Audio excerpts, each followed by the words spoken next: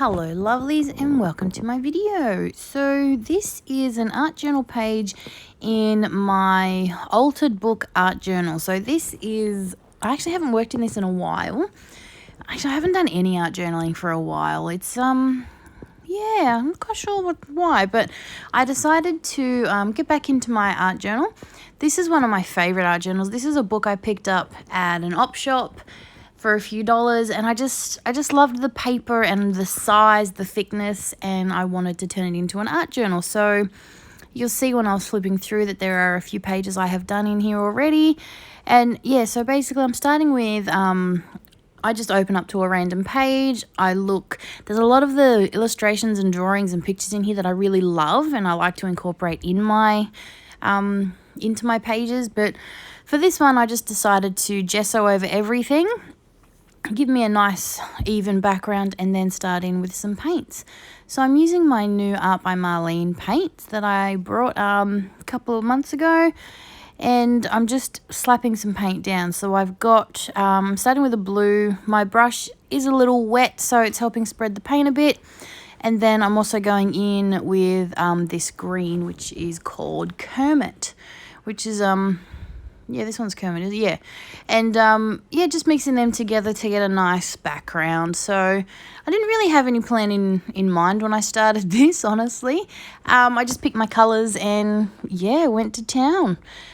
I often find that when I start a page like that, it turns into...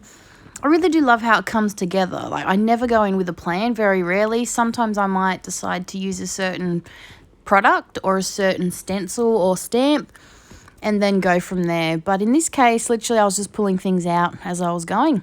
So this is, all the products I'm using are Scrap FX. And this is a script stencil that I'm using. I actually haven't used this before. And I'm just adding it. I'm building up a background basically. Again, no plan in mind, and just, yeah, I love the look you get from a nice script, whether it be a stamp or a stencil. And so I'm using some black paint just because of the contrast, and I just love how it looks. I really do like a nice scripty stencil. So this is the Pods stencil, and I've picked this up straight. I'm like, oh, this is going to look nice. But I don't want to use it as a stencil. I'm using it like a stamp. So I have gone to a random page in my journal. I have sat it down and I have sprayed some ink over the top. And then I have just slapped it on the page. This is one of my favorite ways to use stencils. I love to just find different... Sometimes I love the pattern of a stencil so much, like this one, and I didn't want to spray through it and get the negative. I wanted the image of the stencil, if that makes sense. So I wanted the lines of these pods. So yeah, the easiest way to achieve that is to ink up my stencil. So I sprayed it with a Dilution spray ink, and then I just pressed it down to my page.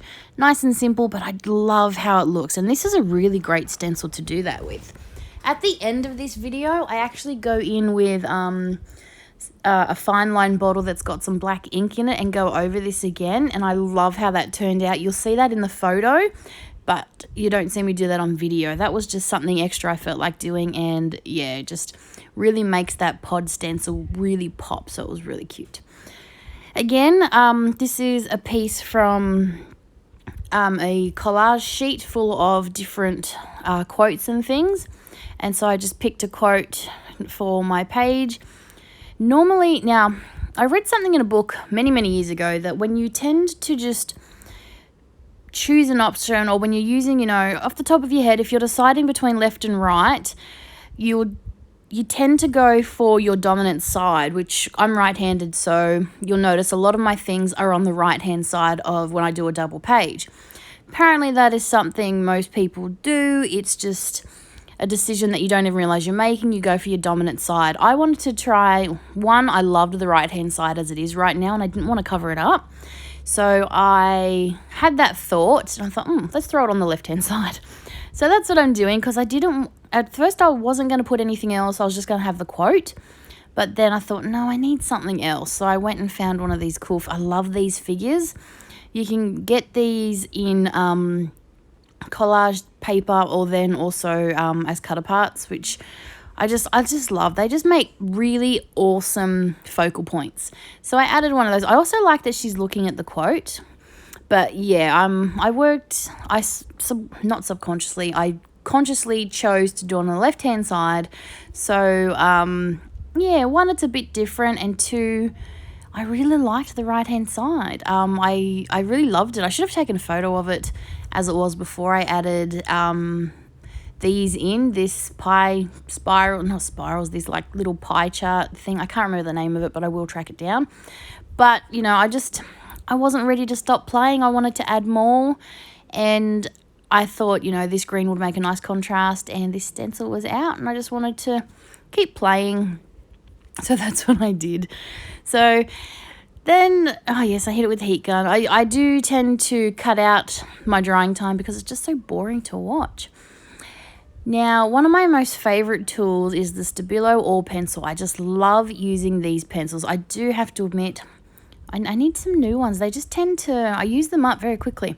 But I love to use them to highlight especially my words that I'm using. And a lot of the time my figures as well. I didn't do that on this one today because I just liked it around the words. But I did go around some of my stenciling, again, because I just wanted to keep playing. I wasn't ready to finish up yet, so I'm just adding marks and, yeah, going with it. So in the end, for my first art journal page that I've done in a long time, like I have not cracked an art journal in a while, I have to admit I'm pretty happy with this one. So this is the finished photo. As you can see, if you look at those pods, they're a little bit more grungy looking, and that's with the fine line bottle with ink in it that I use. I'll have to show you that next time, I think, so you know what I'm talking about. But anyway, that's it for now, and I hope you've enjoyed the video. Thanks for watching. Bye.